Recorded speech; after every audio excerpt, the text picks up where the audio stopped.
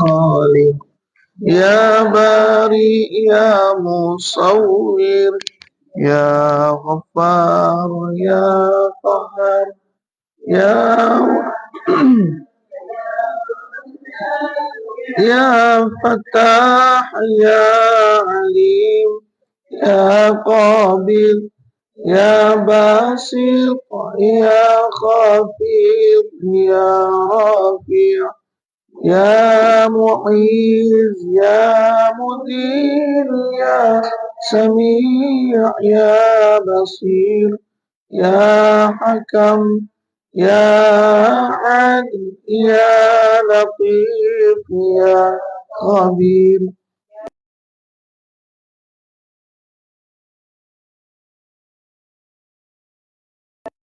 يا شكور يا علي يا كبير يا حفيظ يا مقيت يا حسيب يا جليل يا كريم يا رقيب يا مجيب يا واسع يا حكيم يا مجيد يا باعث يا شهيد يا حق يا وكيل يا قوي يا متين يا ولي يا حميد يا محصي يا مبدي يا معيد يا محيي يا مميت يا حي يا قيوم يا واجد يا ماجد يا واحد يا أحد يا صمد يا قادر يا مقتدر يا مقدم يا مؤخر يا أول يا آخر يا ظاهر يا باطن يا والي يا متعالي يا بر يا تواب يا منتقم يا عفو يا رؤوف يا ملك الملك يا ذا الجلال والإكرام يا مقسط يا جامع يا غني يا مغني يا مانع يا ضار يا نافع يا النور يا هادي يا بديع يا باقي يا وارث يا رشيد يا صبور يا الله يا الله يا الله يا الله يا الله يا ربي يا الله يا الله يا الله يا ربي. Alhamdulillah. Bismillahirrahmanirrahim. Assalamualaikum warahmatullahi wabarakatuh. Alhamdulillahi rabbil alamin. Alladzi anzala al-Qur'an hudan lin-nasi wa bayyinatin minal huda wal furqan. Asyhadu an la ilaha illallah wahdahu la syarika lah wa asyhadu anna sayyidana Muhammadan abduhu wa rasuluh alladzi la nabiyya ba'da. Rabbi shrah li sadri wa yassir li amri wahlul 'uqdatam min lisani yafqahu qawli. Alhamdulillah, syukur kita kepada Allah Subhanahu wa taala. Selawat kepada Rasulullah sallallahu alaihi wasallam. Allahumma salli ala sayyidina Muhammad wa ala ali sayyidina Muhammad. Allahumma salli ala sayyidina Muhammad wa ala ali sayyidina Muhammad. Allahumma salli ala sayyidina Muhammad wa ala ali sayyidina Muhammad. Bismillah, masya Allah, la quwwata illa billah. Bismillah, masya Allah, kullu ni'matin faminallah. Bismillah, masya Allah, al khairu kulluhu biyadillah. Bismillah, masya Allah, la yasrifu su' illallah. Bismillah, masya Allah, la quwwata illa billah. Bismillah, masya Allah, kullu ni'matin faminallah. Bismillah, masya Allah, al khairu kulluhu biyadillah. Bismillah, masya Allah, la yasrifu su' illallah. Bismillah, masya Allah, la quwwata illa billah. Bismillah, masya Allah, kullu ni'matin faminallah. Bismillah, masya Allah, al khairu kulluhu biyadillah. Bismillah, masya Allah, la yasrifu su' illallah. Alhamdulillah, hormati tuan-tuan dan puan sekalian, kita sambung kajian kita. Pertama, mukaddimah hadis surat 72, hadis 127. Hadis 127. Inna Zaid bin Khalidin akhbarahu annahu sallallahu alaihi wasallam Inna Zaid bin Khalidin akhbarahu annahu sa'ala Utsman ibn Affan radhiyallahu ta'ala anhu, qultu ara'aita idza jama'a falam yumni, qala Utsmanu yatawadda'u kama yatawadda'u lis-shalah wa yaghsilu zakarahu. Qala Utsman sami'tuhu min Rasulillahi sallallahu alaihi wasallam fasa'altu an zalik Aliyan wa Zubaira wa Talhata wa Ubay bin Ka'b radhiyallahu ta'ala anhum fa'amaruhu bizalik. Zaid bin Khalid bertanya kepada Utsman bin Affan radhiyallahu ta'ala anhu.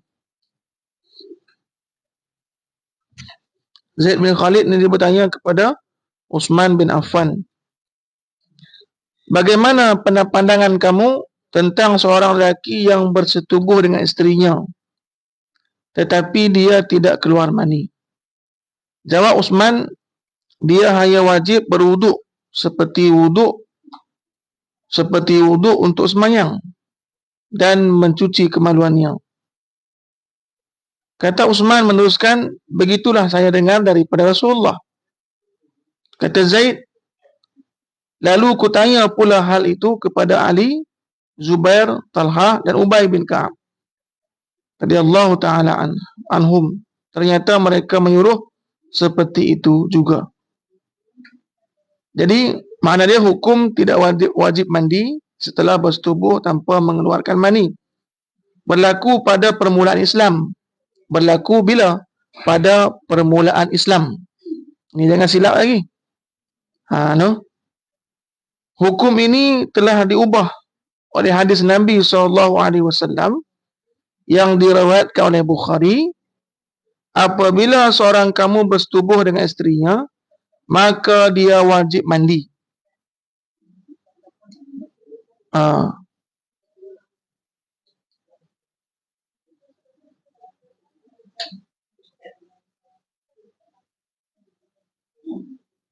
Dah dengar dah. Jadi ini satu hadis berkenaan dengan hukum awal Islam yang pertama. Jadi ketika mana Zaid bin Khalid ni bertanya kepada Utsman dan Utsman mengatakan seperti itu, dari hadis ni hukum tidak wajib mandi setelah bersetubuh tanpa mengeluarkan mani ni berlaku pada permulaan Islam. Dia berlaku pada permulaan Islam. Hukum ini telah diubah oleh hadis Nabi yang diriwayatkan oleh Bukhari. Kata Nabi, apabila seorang kamu bersetubuh dengan isterinya, maka dia wajib mandi. Bahkan dalam riwayat Muslim disebutkan sama ada keluar mani ataupun tidak. Jadi hukum ni jelas. Mana dia hadis jelas dan hukum dia pun jelas. Jangan kita salah memahami saja. Ketika mana dah kita terang, mana dia apa? Yang ni wadihun ataupun jelas kepada kita. Yang kita baca satu hadis ni, oh macam tu ke? Orang tak wajib mandi lah, bukan? Yang itu jangan kita silap faham, no? Wallahu a'lam bissawab. Alhamdulillah, tu sekadar mukadimah kajian kita pada pagi ini. Kita sambung. Ada apa soalan dalam bab ni? Ada kan? Nyata dan jelas lah, insyaAllah.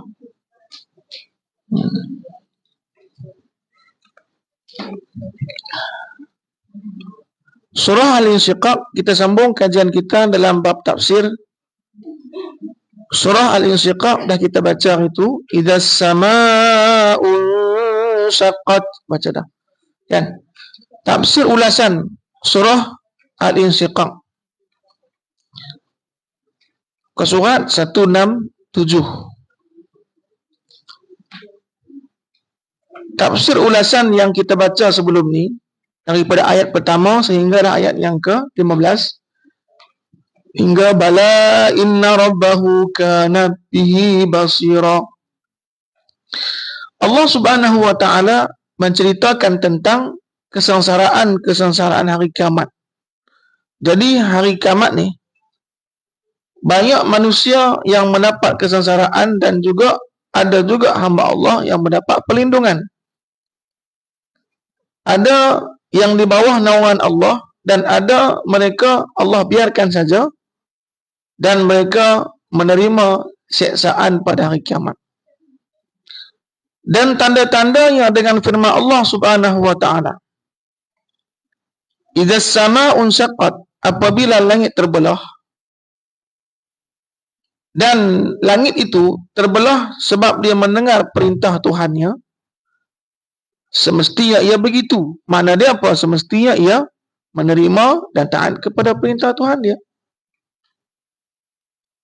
Maksudnya, apabila langit terbelah dan berkecai, yang menandakan kemusnahan alam. Ketika mana langit terbelah dan dia jatuh ke bumi, itu sebagai tanda kemusnahan alam ini. Dan terbelahnya itu adalah antara tanda-tanda kiamat. Jadi ketika mana ditemui langit telah pun terbelah, maka itu satu tanda hari kiamat. Jadi ketika mana Allah perintahkan langit ini terbelah, maka ia taat kepada Allah serta patuh arahannya, dan memang semestinya ia taat, patuh dan mendengar arahan Tuhannya. Kerana ia adalah yang maha agung dan maha kuasa, maha perkasa, yang tidak boleh dihalang ataupun diatasi. Setiap perintah Allah Subhanahu wa taala mestilah ditaati, dan setiap kehendak Allah Subhanahu wa taala pasti akan terjadi. Malah Allah Subhanahu wa taala menundukkan semua perkara dan semua benda kepadanya. Allah Subhanahu wa taala berfirman, wa idzal ardu muddat wa alqat ma fiha wa takhallat. Dan apabila bumi diratakan, ketika mana Allah Subhanahu wa taala meratakan bumi ini dan memuntahkan apa yang ada dalamnya dan ia menjadi kosong. Jadi bumi ini diratakan oleh Allah dan yang ada dalam isi perut bumi ini dia muntahkan. Dia keluarkan. Maksudnya apabila bumi ini terhampar, dirata dan diperluas dengan hancur dan hilang yang gunung-gunung serta bukit bakaunya, sehingga ia menjadi rata dan licin.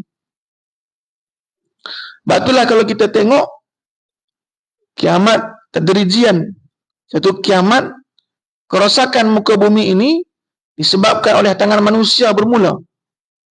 Manusia ni dia suka ambil tanah daripada bukit. Bukit yang ada dulu, setahun kemudian, 2 tahun, 3 tahun kita pun terkejut. Bukit dulu ada. Mana ada bukit tu? Apa-apa bukit tu orang bagi rata dah. Angkut semua tanah. Batu-batu dia angkut semua. Pecah semua. Kan? Jadi kita kadang lalu sebuah jalan yang kita dulu lalu, ada bukit dalam tu. Tapi kita lalu lah ni tak ada bukit dah. Duk ada rumah dalam tu. Bukit lu mana? Wallahu a'lam. Dia tak mana bukit tu. Jadi maknanya apa? Nama dia benda ni ketika mana dah mula dah. bumi ni rata dah, maka tak ada dah pasak ataupun bukit, gunung yang bagi rata dah semua ni. Lah ni, ia juga memuntah dan mengeluarkan mayat-mayat dan apa yang ada dalamnya. Maka bumi akan mengeluarkan yang ada dalam bumi ni, dikeluarkan semua. Lalu melontar mereka ke atas permukaannya. Akhirnya perut bumi menjadi kosong. Bumi pun tunduk kepada Allah sepenuhnya. Ia membebaskan diri daripada sesiapa sahaja dan segala perbuatan manusia. Dari bumi ni, sebab itulah bumi ni digambarkan sebagai gambaran sabar. Sabar bumi ni. Dan bumi ni menanggung semua kesusahan, menanggung semua kejahatan manusia, dan dia tak marah kan. Ini sabar, sabarnya bumi. Masya Allah. Jadi ketika mana satu masa Allah izinkan dia untuk memberontak.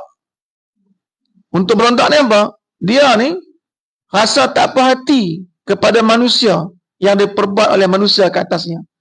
Maka dia tolak apa-apa yang ada dalam dirinya manusia ni. Maka mayat-mayat yang duduk dalam bumi pun ditolak keluar. Masya Allah. Bunyi panggil ni tu. Maka ayat lain yang seiras dengannya, wa yas'alunaka 'anil jibal wa yas'alunaka 'anil jibali faqul yansifuha rabbi nasfa wa yazruha qa'an safsafa la tara fiha 'iwajan wala amta. Mereka bertanya mengenai gunung ganang. Yas'alunaka 'anil jibal. Mereka bertanya kepadamu ya Muhammad berkenaan dengan gunung ganang. Maka katakanlah kepada mereka, Tuhanku akan menghancurkannya dengan sehancur-hancurnya. Faqul yansifuha rabbi nasfa. Sebab orang yang ingkar kepada Allah, yang tidak mempercayai kerasulan Rasul-Rasul Allah, mereka sentiasa mencabar.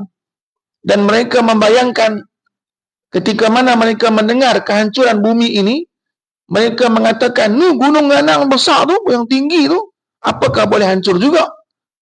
Seolah-olah apa? Mereka mengatakan gunung yang besar ni mustahil dia hancur. Kan? Maka Allah Subhanahu Wa Taala bagi tahu, faqul, kata bagi tahu kepada mereka, yansifuha rabbi nasfa. Allah akan menghancurkannya sehancur-hancurnya. Dulu orang bertanya seperti itu. Pasal apa? Ketika tu jin tolak tak ada lagi. Lah ni jin tolak ada, jin tak tolak pun ada. Kan? Masa tu orang tak tahu bagaimana boleh menghancurkan gunung yang besar je tu. Maka ketika mana kehancurannya, Nabi bagi tahu, mereka tak percaya. Gunung ni mana boleh hancur? Kan? Lah ni orang yakin kok percaya. Pasal apa? Dia sendiri yang buat hancur. Dia bom ke, dia apa nama, dia korek ke gunung tu, hancur semua. Lalu dia menjadikan tapaknya rata lagi licin. Fayazaruha qa'an safsafa la tara fiha iwajan wala amta. Lalu dia menjadikan tapaknya rata licin. Macam itulah keadaan hari kiamat. Ketika mana Allah Subhanahu Wa Taala menghancurkan bumi ni sehancur-hancurnya, maka tiada dah di sana tinggi dan rendah. Semua rata semua, licin semua, rata semua. Seperti mana digambarkan orang dulu, kalau dia nak pisahkan beras dengan kota tu, apa nama? Dia pakai apa? Dia antah tu, ataupun niru lah, niru. Mereka buat macam ni kan? Mereka goyang kan? Mereka buat macam ni. Mereka tapi ya. Mereka tapi. Masya Allah. Kan? Atau kita ni, apa nama? Merasa tu. Yang muda-muda tak tahu lah kot. Tak tahu tapi macam mana. No? Kan? Saya percayalah kan. Tapi yang umur 20 tahun, sudah tahu lah, mereka tak tahu tapi tu apa. Pasal apa? Sebab dia tahu beli beras ya. Beli beras 10 kilo, beli beras 5 kilo, tu tahu lah. Kan? Jadi maknanya apa? Bayang kalau bumi ni yang mana duk tinggi rendah, maka Allah SWT seolah menapikannya, goyang mengguncangkannya hinggalah rata semua. Tak ada rendah, tak ada tinggi dah. Cincin semua. Masya Allah. La tara fiha iwaja wala amta. Kamu tidak akan melihat padanya tempat rendah maupun tinggi. Rendah pun tak ada, tinggi pun tak ada. Semua rata. Bila ni? Ketika mana jadi hari kiamat. Jadi firman Allah Subhanahu wa taala yang bermaksud, dan dia bumi inilah kan, wa azinat li rabbiha wa huqqat, dan dia patuh arahan Tuhannya dan semestinya begitu. Maksudnya apa? Ia mendengar dan taat kepada Allah Subhanahu wa taala. Ketika mana Allah perintahkan, dia laksanakan. Memang semestinya ia menumpukan dan mendengar apa yang ingin diperintahkan Tuhannya, karena ia berada dalam genggaman kekuasaan Allah. Ia berada dalam kuasa Allah, dan perubahan yang ada ikut kehendak dan kuasa Allah Subhanahu wa taala. Ketika mana Allah menghendaki kehancurannya, kebinasaannya, maka dia binasa dan hancur secara sendirinya. Jawapan perkataan apabila dibuang karena ingin meninggalkan kesan yang hebat di hati manusia. Asal dan andaian nyata ayat ini ialah apabila berlaku peristiwa itu, kamu akan melihat semua perbuatan kamu sama ada baik ataupun jahat. Jadi ketika mana terjadi perbuatan itu ataupun kejadian itu, ya ayyuhal insan innaka kadihun ila rabbika kadhan famulaqi. Jadi makna dia apa? Ketika mana jadi benda ni, maka wahai manusia, kata Allah, kita semua ni tahu ni. Sebab apa? Siapa yang kita buat, orang lain belum tentu tahu, tapi kita pasti tahu perbuatan kita. Ya ayyuhal insan innaka kadihun ila rabbika kadhan famulaqi. Wahai manusia, sesungguhnya kamu telah bekerja keras menuju Tuhanmu, maka pasti kamu akan menemuinya. Kita ni, apapun perbuatan kita atas dunia ni, kita akan menuju bertemu dengan Allah. Jadi semua kita ni bertemu dengan Allah. Sama ada perbuatan kita taat kepada Allah ataupun sebaliknya, sama juga. Orang yang taat kepada Allah, dia pulun juga. Dia pulun juga perbuatan taat dia. Orang yang maksiat kepada Allah, dia pulun juga buat dosa. Sama-sama pulun. Sama-sama dia mujahadah. Yang satu ni mujahadah kepada kebaikan, yang satu ni mujahadah kepada haram jadah. Kan? Yang sama mujahadah tak? Dua-dua mujahadah. Jadi maknanya apa? Dua-dua ni, dua-dua sama ada taat ataupun soleh ataupun toleh, dua-dua akan jumpa kepada dengan Tuhannya, dengan Allah Subhanahu wa taala. Sebab itulah ya ayuhal insan, wahai manusia. Wahai manusia maksudnya jenis manusia yang merangkumi orang mukmin dan kafir, insan. Ketika mana Allah mengatakan ya ayuhal insan, makna merangkumi dua-duanya. Sama ada orang yang beriman ataupun kafir. Sesungguhnya kamu bekerja dalam kehidupan ini dan berjuang serta bersungguh-sungguh dalam pekerjaan kamu. Penghujung kepada usaha dan perbuatan kamu ialah kembalinya kamu kepada Tuhanmu, ataupun sehingga kamu menemuinya setelah kamu mati. Penghujung semua itu, penghujung semua kepenatan kita, kerja kita atas dunia ni, semuanya kita akan dikembalikan kepada Allah dan bertemu dengannya. Sesungguhnya ketika itu kamu akan mengetahui segala perbuatan kamu sama ada baik ataupun jahat. Atau kamu akan bertemu dengan Tuhanmu dengan membawa perbuatan kamu itu. Kadihun, maknanya apa? Al-kadahu, makna bermaksud usaha. Seseorang melakukan perbuatan sehingga memberi kesan. Innaka kadihun ila rabbika kadhan famulaqih. Jadi mana kadhun, mana dia sesuatu perbuatan yang menghasilkan kesan.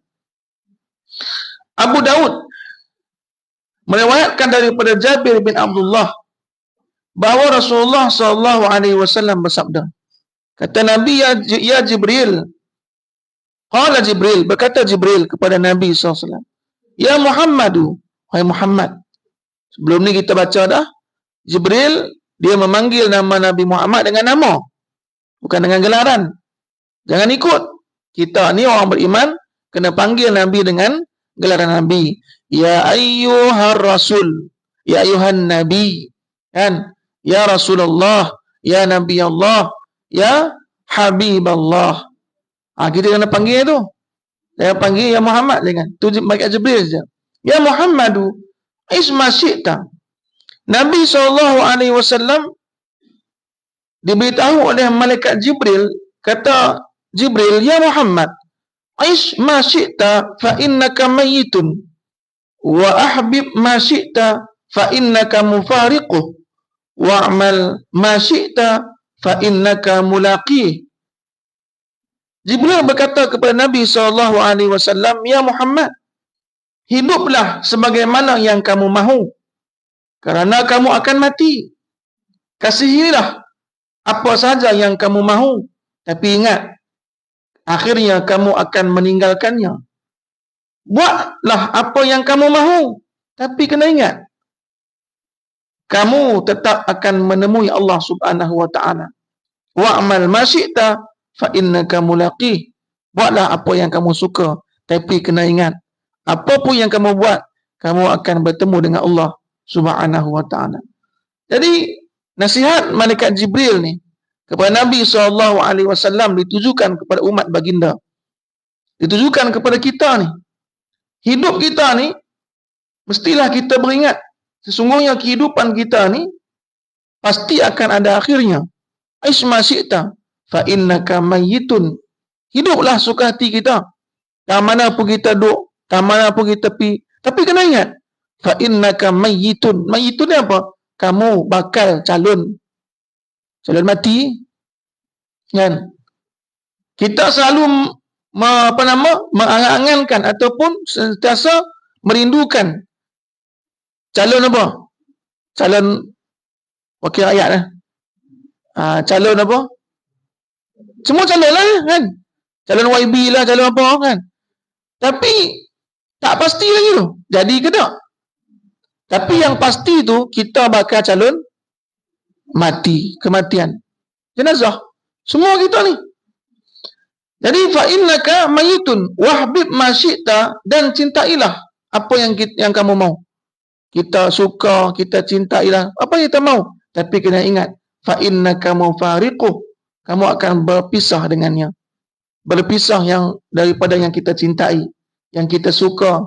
Dulu baju yang kita suka, kita lama tengok baju tu, himpun-himpun duit, bolehlah kita beli baju tu, tapi kita akan berpisah dengannya, kan?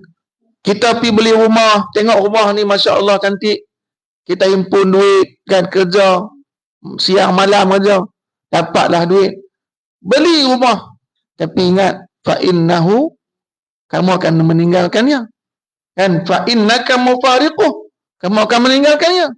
Semua macam tu.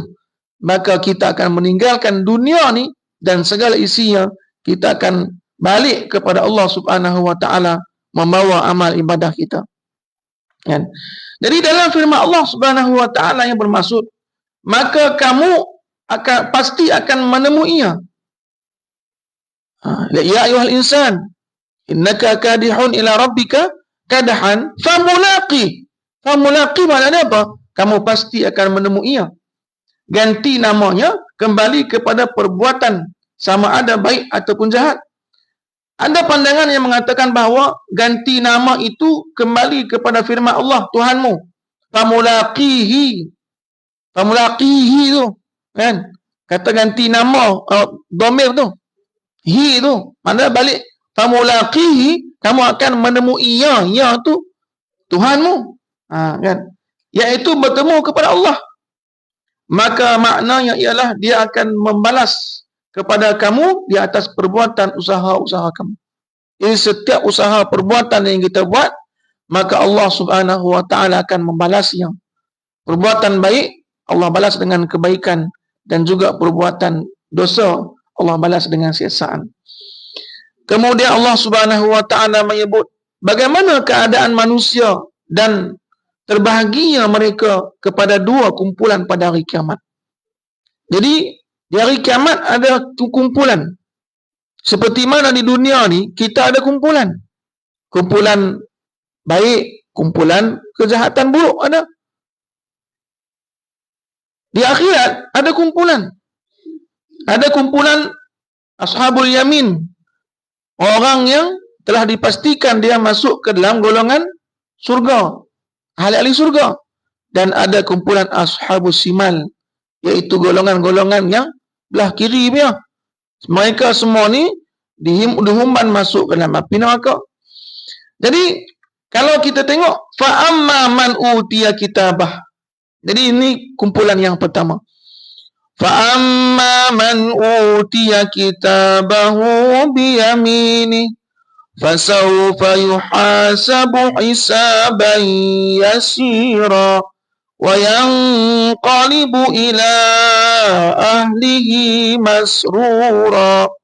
Kumpulan yang pertama, adapun diberi buku catatan amalan dari sebelah kanannya, maka dia akan dihisap dengan hisap yang mudah. Jadi buku amalan dia diberi di sebelah kanan. Allah mudahkan hisapnya. Golongan yang Allah mudahkan hisap, Allah permudahkan urusannya. Sebab di dunia pun dia mudah dalam buat kebaikan. Dia mudahkan orang dan dia akan kembali kepada kaumnya dengan gembira. Seperti mana kita tahu, orang-orang yang telah pun berjaya, selamat, mereka memasuki surga dan mereka menunggu ahli keluarganya.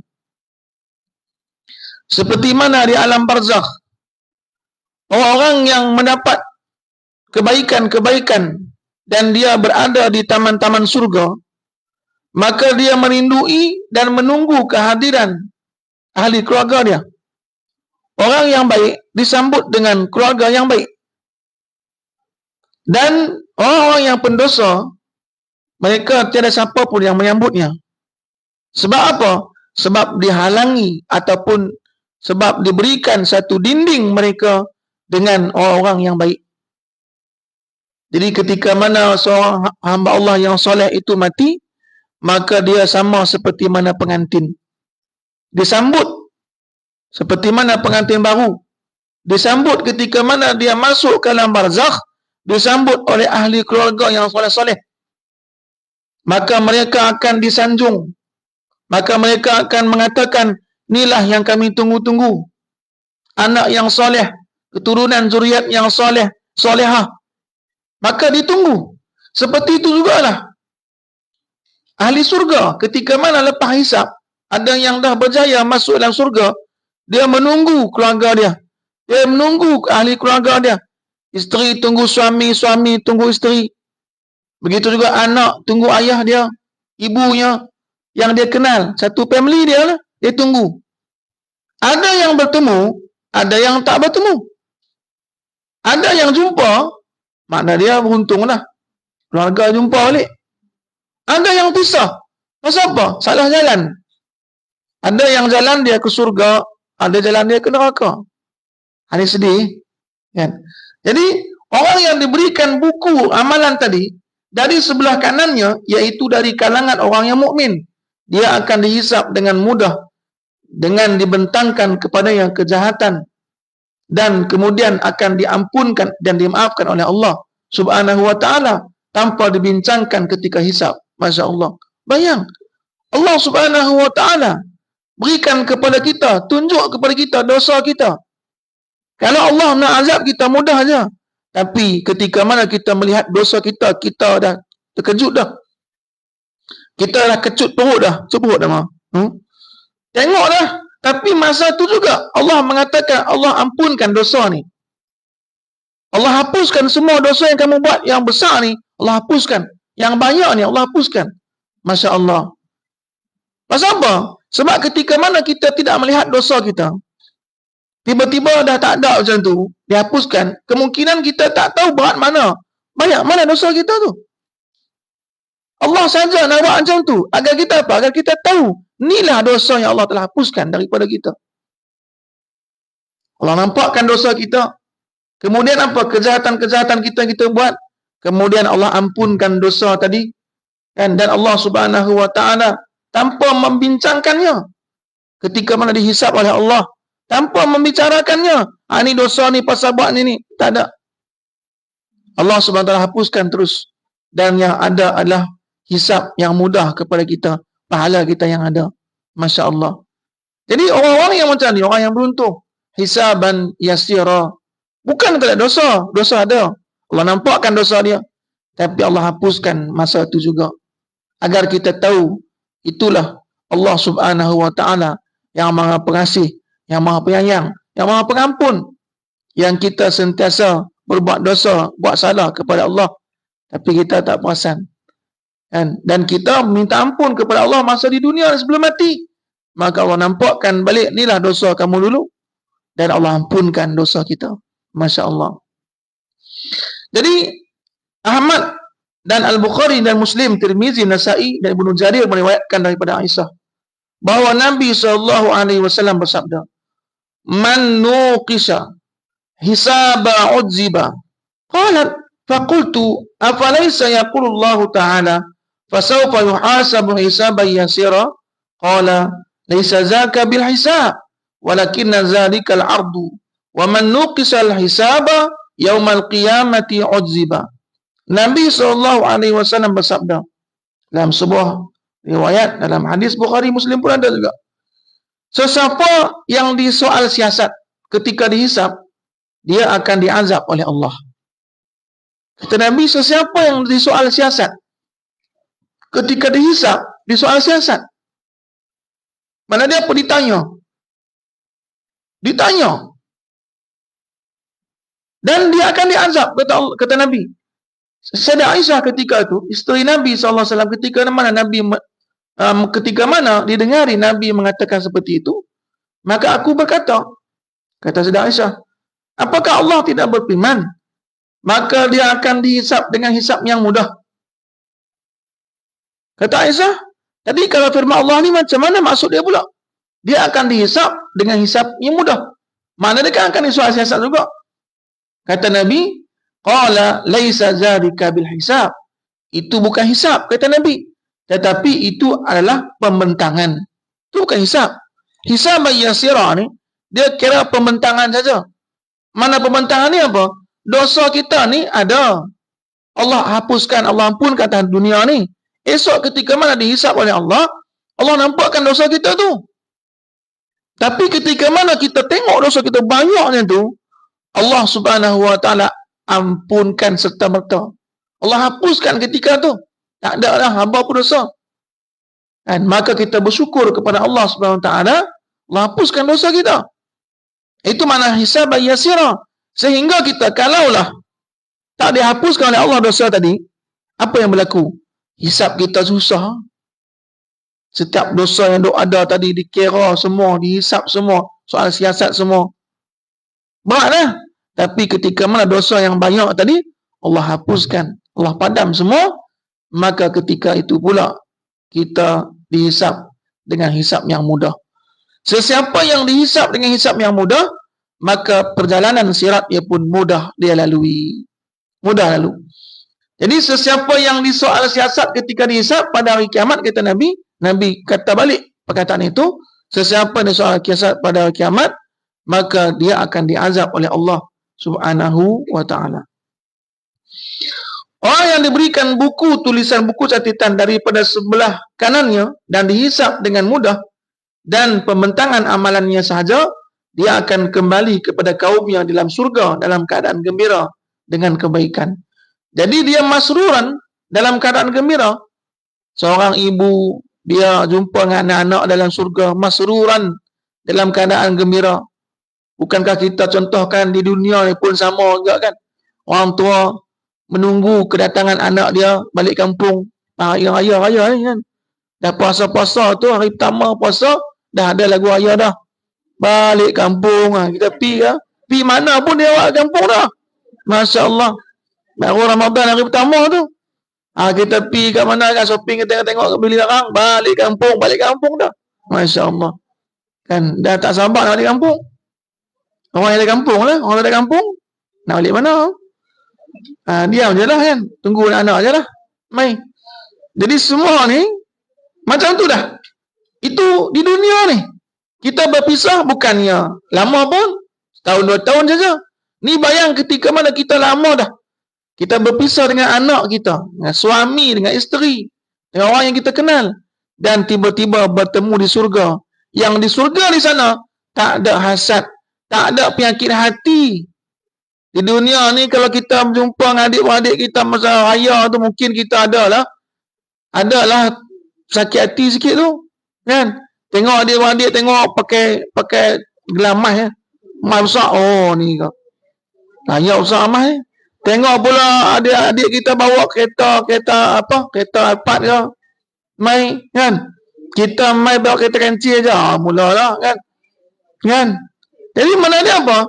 Ni di dunia ni. Jadi pertemuan tu kadang-kadang bukan untuk membuat kita menjadi baik, tetapi membuat sakit hati pun ada juga. Bukan semua pertemuan tu jadi elok dah. Kan? Saja balik kampung dia apa? Dia sewa kereta Alphard. Bukan dia beli pun. Nah saja nak bagi panah. Nak bagi panah adik-adik dia. Dia sewa 5 hari kereta Alphard tu. 3,000. Masya Allah. Nak menunjuk je lah. Dah tunjuk je. Bagi panah-panah ya. Macam tu lah keadaan. Di dunia ni bertemu, tu pun kita seronok dah. Anak bawa bapa balik kampung kan, balik rumah kita kan. Tu cucu semua ada. Jadi seorang ibu ni, seorang ayah ni, dia gembira. Bayang ketika mana kita di surga. Okay. Pihak kontraktor nak minta ubah kereta PKU juga. Pokok nak letak barang. Kereta PKU. Siapa PKU? Itu ada dah. Warna apa? Putih. Kalau putih ada dah. Ada. Alhamdulillah. Tuan dia pun duduk kat tepi pintu. Senang keluar. Alhamdulillah. Alhamdulillah.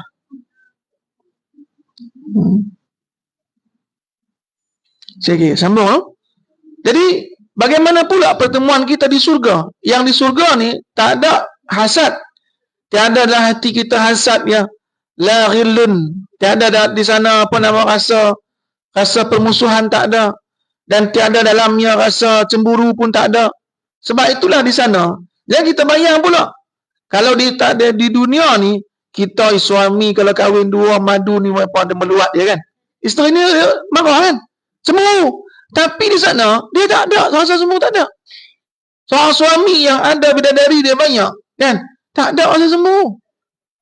Atas dunia ni je pun. Sampai meluat. Sampai tak tahu macam mana nak apa nama. Nak kata kan. Suami kalau nikah 2, 3, 4. Walaupun dibenarkan. Dia tak membenarkannya. Seolah-olah apa? Dia yang menurunkan hukum. Orang tu. Masya Allah. Kan? Dikeluarkan dalil pula balik. Kan? Dia tolak dalil tu. Masya Allah. Pasal apa? Belajar dah. Kan tak? Kan? Suami ni kata boleh nikah. Tak. Contoh Nabi SAW. Kata Nabi, apa? Nikah sunnah. Betul. Ikutlah Nabi betul-betul. Pasal apa? Kata ketika Khadijah tu, isteri Nabi pertama, Nabi tak menikah. Tengok. Sebelum dia meninggal. Tunggu saya meninggal dulu. Masya Allah. So dia juga. Kan? Sebab dia mengaji. Dia mengaji sirah pula. Kan? Jadi kat sirah ni. Jadi ketika mana dia keluarkan dalil, dia bantah dalil tu balik. Masya Allah kan. Kan betul pun dalil tu. Ini Khadijah ketika mana nikah dengan Nabi tak menikah lain. Mai nikah Khadijah telah pun meninggal, maka Nabi nikah lain. Masya Allah. Jadi di sana di surga, balik kita cerita surga balik. Maka surga tiada di sana, tak ada hasad.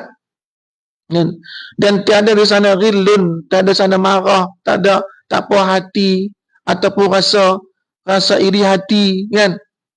Rasa kita merasa kita rendah, tak ada. Sebab semua di sana mahabbah, kasih sayang, cinta kan. Sentiasa di sana ada dalam surga itu kebaikan, rahmat Allah Subhanahu wa taala. Jadi orang yang diberikan buku tulisan dia tadi belah kanan dia akan dimasukkan dalam surga dan dihisap dengan hisap yang dimudahkan, dan bertemu dengan anak, isteri, keluarga dia, suami, maka dia akan bergembira masruran. Kemudian semua yang diberikan oleh Allah Subhanahu wa taala kepadanya. At-Tabari meriwayatkan daripada Sauban, pembantu Nabi sallallahu alaihi wasallam. Baginda bersabda, "Innakum ta'maluna a'malan la tu'rafu wa yusakul azibu ayyasuba ila ahlihi famasrurun wa makzumun." Kata Nabi kepada pembantunya Sauban, "Ya Sauban," kata Nabi, "sesungguhnya dalam kehidupan ini kamu boleh saja melakukan perbuatan-perbuatan yang tidak diketahui," kata Nabi, "mungkar ataupun ma'ruf, dua-dua boleh. Sebab apa? Allah berikan kita pilihan. Boleh kita pemilih. Ada yang memilih jalan ma'ruf, ada yang memilih jalan mungkar. Ada yang pilih jalan kenikmatan, ada yang memilih jalan azab. Orang yang pergi meninggalkan keluarganya akan segera kembali. Keadaannya sama ada gembira ataupun menahan perasaan. Sama seperti itu. Orang yang pergi meninggalkan keluarganya, dia balik. Ada dua kemungkinan. Kemungkinan yang pertama, masruran. Dia balik dalam keadaan dia pun bergembira, keluarga dia pun bergembira. Sonok kedatangan dia. Kemudian yang kedua apa? Dia tak mau bertemu keluarga dia, dan keluarga dia pun tak mau bertemu dengan dia. Sama ada dua ni lah. Masya Allah. Jadi ayat lain seumpamanya ialah dalam surah Al-Haqqah. فَأَمَّا مَنْ أُوتِيَ كِتَابَهُ بِيَمِينِهِ فَيَقُولُ هَاؤُمُ اقْرَءُوا كِتَابِيَهْ إِنِّي ظَنَنْتُ أَنِّي مُلَاقٍ حِسَابِيَهْ فَهُوَ فِي عِيشَةٍ رَاضِيَةٍ. Adapun orang yang diberikan buku catatan amalan di sebelah kanannya, maka dia berkata apa? Fayaqul ha'umu qra'u kitabiyah. Maka dikatakan kepadanya, ambillah, bacalah buku amalanku ini. Sesungguhnya aku yakin bahawa aku akan menghadapi hitungan amalanku. Inni zanantu anni mulaqin hisabiyah. Maka ia berada dalam kehidupan yang diredai. Masya Allah. Maka ketika mana didapati buku amalan dia tadi daripada sebelah kanan, maka dia berkata, ambillah, bacalah buku amalanku ini. Sesungguhnya apa? Aku yakin bahawa aku akan menghadapi hitungan amalanku. Maka ia berada dalam kehidupan yang diredai oleh Allah Subhanahu wa ta'ala, mana surga. Radiyallahu anhum wa radu'an. Ketika mana masuk surga, Allah rida kepadanya dan dia juga rida kepada Allah Subhanahu wa ta'ala. Jadi inilah akhir daripada kehidupan kita. Pilihan semua ada pada kita. Dan kita pun tahu juga, hati kita tahu kita duduk dalam mana. Seperti mana orang duduk dalam peperiksaan sekolah kan. Dia boleh dah mengetahui agak-agak dia kan. Jadi sangkaan dia boleh tahu dah.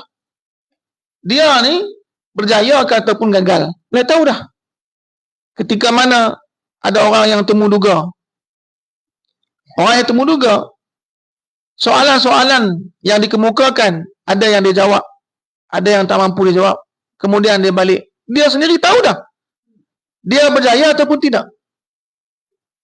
Pasal apa? Sebab sangkaan dia takkan, sebab apa? Dia tahu. Hati yang walaupun dia kata, oh saya boleh tadi ni, saya boleh. Tapi hati kata apa? Tak boleh. Pasal apa? Sebab kamu tadi ni jawab, ni tak boleh jawab. Masya Allah. Begitu jugalah kita atas dunia ni. Ketika mana akhir kematian kita, kemudian kita pun mengetahui, orang tahu tak dia ni solat ke ataupun tidak? Masih tahu. Dia masih tahu. Dia semayang ke ataupun tidak? Dia tahu. Walaupun orang lain tak tahu. Orang lain mana tahu dia duduk tak mana kan. Tiap semayang dia duduk dekat bilik, orang tak tahu. Dia kata mayang dah mayang dah. Dia tak mayang pun. Dia tahu dan dia sendiri yang mengetahui dia semayang ataupun tidak. Begitu jugalah dia pun tahu juga. Sebab itulah ketika mana kita tengok kan ada seorang ketika kita baca dulu kisah ni kan, hamba Allah Subhanahu Wa Taala bertanya kepada seorang alim. Dia kata apa, wahai tuan guru, saya nak tahu saya ni ahli surga ke neraka kan, ahli dunia ke atau ahli akhirat. Itulah bahasa halus dia, bahasa kasar dia, surga ke neraka ke sakit kan. Jadi saya nak tahu bagaimana saya ni ahli surga ke atau neraka. Tuan guru ni tanya, Maha suci Allah Subhanahu Wa Taala meletakkan kepada orang lain pengetahuan orang lainnya surga ataupun neraka. Maha suci Allah, mana apa? Allah tidak meletakkan orang lain mengetahui kita surga ke neraka. Tak. Allah telah meletakkan pengetahuan itu kepada diri kita sendiri, bukan kepada orang lain. Allah tidak pernah meletakkan kita ni ahli surga ataupun tidak kepada pengetahuan orang lain. Yang tahu tu kita sendiri, kata tuan guru tu kan. Jadi ditanya balik, jadi bagaimana aku boleh mengetahui diriku sendiri ni ahli surga ke neraka ataupun ahli dunia ke akhirat? Jadi kata tuan guru ni, kalau kamu nak tahu kamu ni ahli dunia ke ataupun akhirat, jadi kamu akan tahu sendiri apabila kamu didatangi oleh orang yang meminta kepada kamu, dan dalam masa yang sama ada orang yang memberikan kepada kamu. Mana lebih kamu sukai? Adakah orang yang meminta ataupun orang yang memberi kepada kamu? Kalau kamu lebih menyukai orang yang memberi kepada kamu dibandingkan orang yang meminta, makna dia kamu ahli dunia lah. Sebab sentiasa orang itu menyukai orang yang apa? Yang memberi kepadanya. Yang disukai apa? Yang disukai ialah sesuatu yang dilebihkan. Jadi kalau kamu lebih mencintai orang yang meminta kepada kamu, mana kamu ahli akhirat. Di dalam keadaan kita ni, mana lagi lebih kita suka? Orang bagi kita duit ke orang minta kepada kita duit? Mestilah orang yang bagi kita duit. Betul tak? Jujur lah, saya jujur lah, mesti kan? Masya Allah. Orang yang minta sedekah kita tak suka kan? Tak suka. Sebab itulah orang soleh, dia membiasakan dirinya. Dia membiasakan dirinya sebab kebiasaan. Dia lebih menggemari, menyukai orang datang kepadanya meminta sedekah dibandingkan orang yang memberinya perkara-perkara dunia. Orang yang meminta sedekah kepadanya sampai kata ahlan wa sahlan, selamat datang. Orang yang membawa dunia aku ke akhirat aku tanpa aku upah. Kan?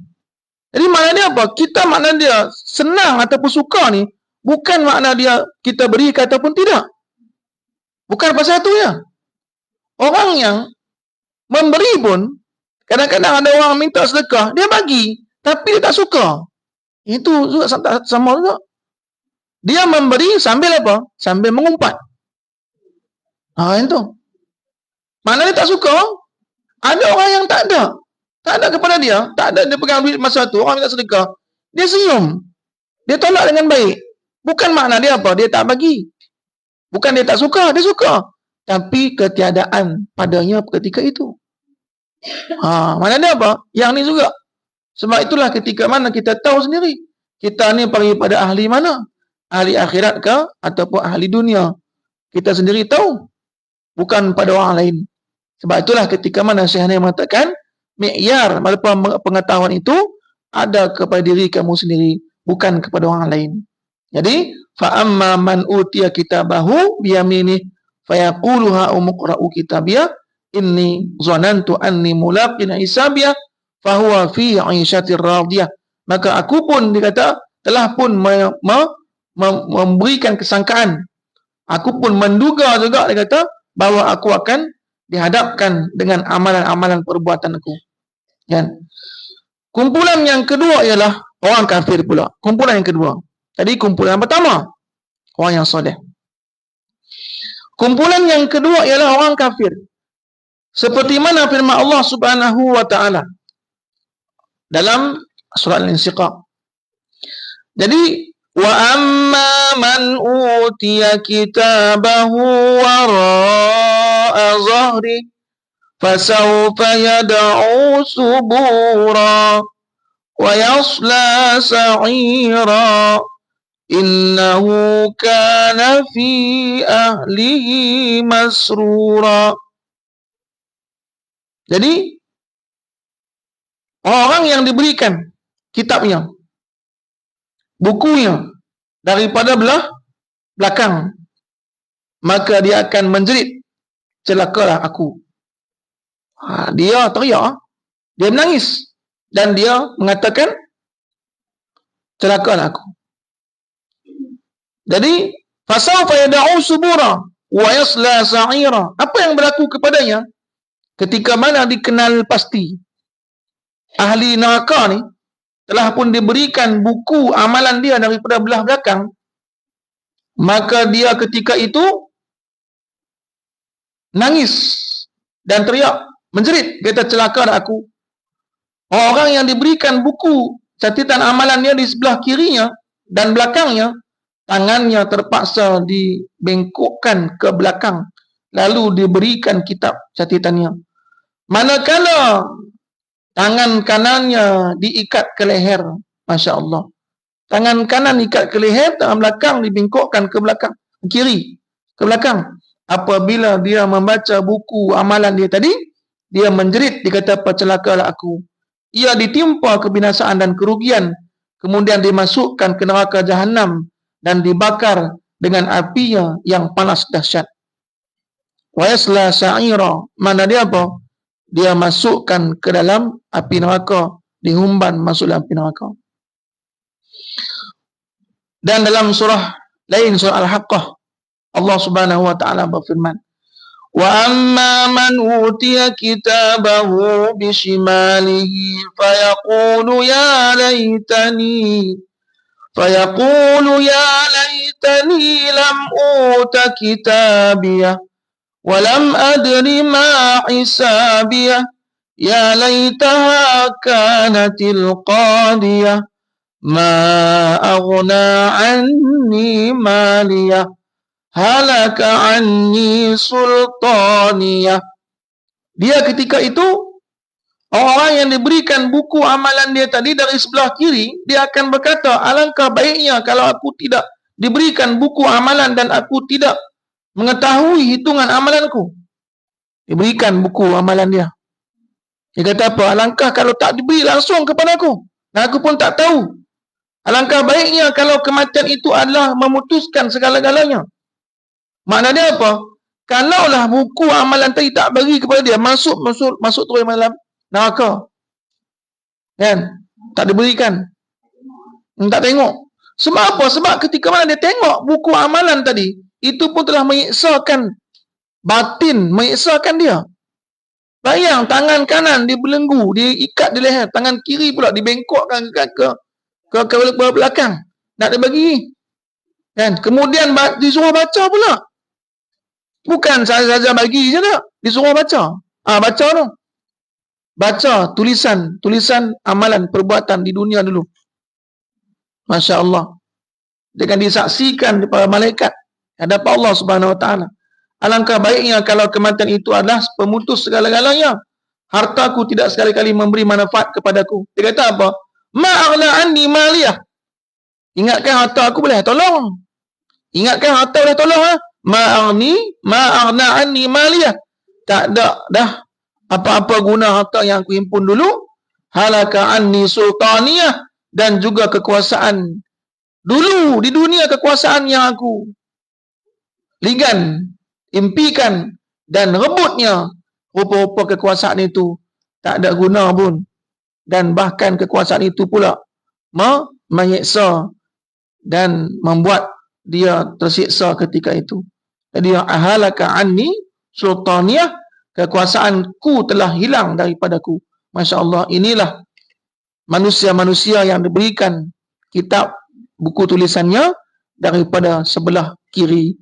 Jadi kita minta kepada Allah, kita doa kepada Allah agar Allah Subhanahu wa taala tidak berikan kitab buku tulisan amalan kita daripada sebelah kiri. Sebab itulah kita membasuh wuduk kan, basuh tangan kita, ya Allah, jauhkanlah aku daripada menerima kitab daripada belah kiri, kan, dan jauhkanlah aku daripada, dan hisablah aku hisab yang mudah, dan janganlah engkau beratkan hisab aku, ya Allah. Wallahu a'lam bishawab. Alhamdulillah.